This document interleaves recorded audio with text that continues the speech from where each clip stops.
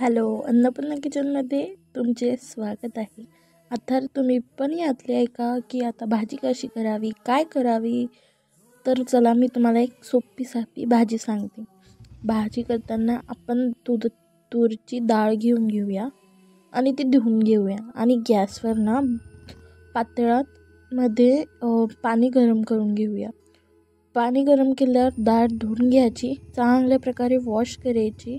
Wash केल्यानंतर तीच डाळ त्या तपलेल्या पाण्यामध्ये टाकून द्यायची आणि ते त्यांच्यावर असा फेस येतो ना, तर फेसला वाट पाहायची. फेस आल्यानंतर ती चमच्यानंच झाडून घ्यायचा तो फेस.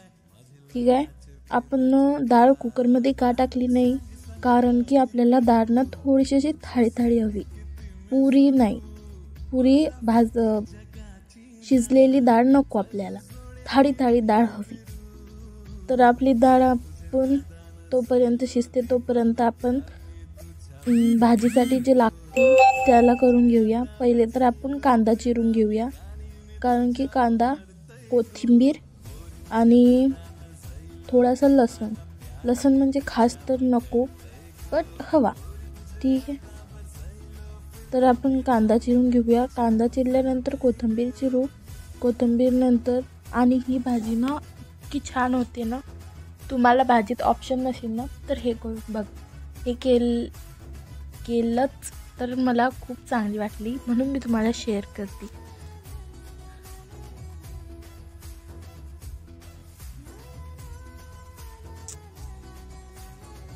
कांदा चिरताना ना एक गोष्ट आठवण राहिली. रोज हाच असतो ना की भाजी काय करावी, कशी करावी.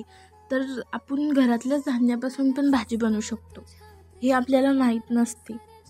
तर आज या चॅनलमध्ये तुम्हाला घरातल्याच वस्तूपासून तुम्ही भाजीचा प्रश्न कसा सोडवायचा. खूपदा तर हाच प्रश्न नेहमीच बायांना असतो की भाजी करावी तर काय करावी. तर या चॅनलवर तुम्हाला घरगुती भाज्या किंवा विशिष्ट प्रकारच्या भाज्या त्या पण समजू शकतं. आता मला नक्कीच माहीत आहे ही भाजी तुम्हाला नाही माहीत असेल, एकदा ट्राय करून बघा, खूप छान आहे. तर आपलं तोपर्यंत आपण चिरून पण घेतलं सर्व, कांदा, लसूण, कोथिंबीर. संभारी विदर्भातला शब्द आहे म्हणून आला तोंडावर. तर तोपर्यंत आपण डाळ चेक करून घेऊया. डाळ थोडीशी अशी थाळीच ठेवायची, म्हणून आपण पातळात शिजवत आहे. तोपर्यंत आपण तीळ भुजून घेऊया, कारण की या भाजीसाठी ना आपण शेंगदाणे नाही वापरू, तीळ वापरू आणि तिळीमुळेच हे भाजी चांगल्या प्रकारे होते. तर तीळ हे थोडीशी शिल्लकच घ्यायची, कारण की तीळमुळेच यांना चवी. पुढे चालून तुम्ही समजेलच, पण पहिले आपण तीळ भाजून घेऊया. याच्यावर तीळ ना थोडीशी अशी उडायला लागली ना तर ती टाकून घ्यायची, खाली काढून टाकायची तव्यावर. तर तीळ हमखास उडायला लागली होती, तर डाळ पण थोडी शिजत आहे. तोपर्यंत आपण तीळ मिक्सरमध्ये काढून घेऊया आणि याच प्रकारे काढायची. थोडंसं जाडसर ठेवायचं, एकदम तिचं असं पीठ नाही करायचं. थोडंसं जाडसर ठेवलं ना तर भाजीला चव मस्त येते.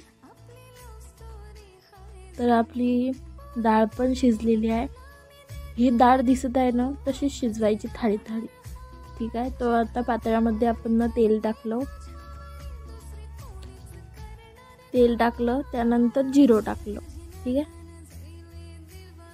चेक करण्यासाठी फर्स्ट जिरं टाकून घ्यायचं. जिरं कधी तेलात मिसळायला हवं झालं ना तरच मग तो कांदा, लसूण आपण शिललेला होता ना तो टाकून द्यायचा. तो टाकल्यानंतर कांदा टाकायचा.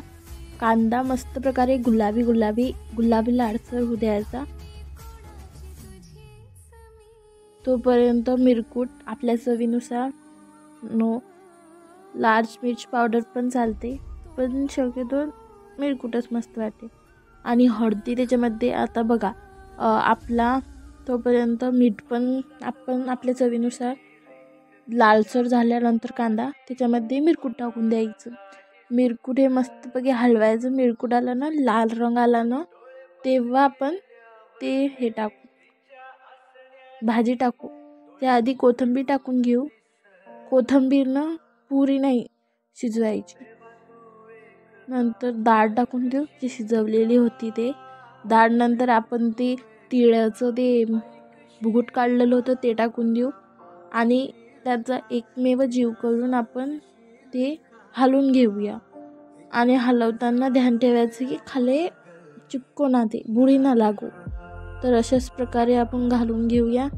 सर्व ती टाकून द्यायची. तिळीमध्ये काही हे नकोसं करायचं नाही, कारण की तिळीमुळेच त्यांना चव येणार आहे. मस्त प्रकारे हलवून घ्यायचं.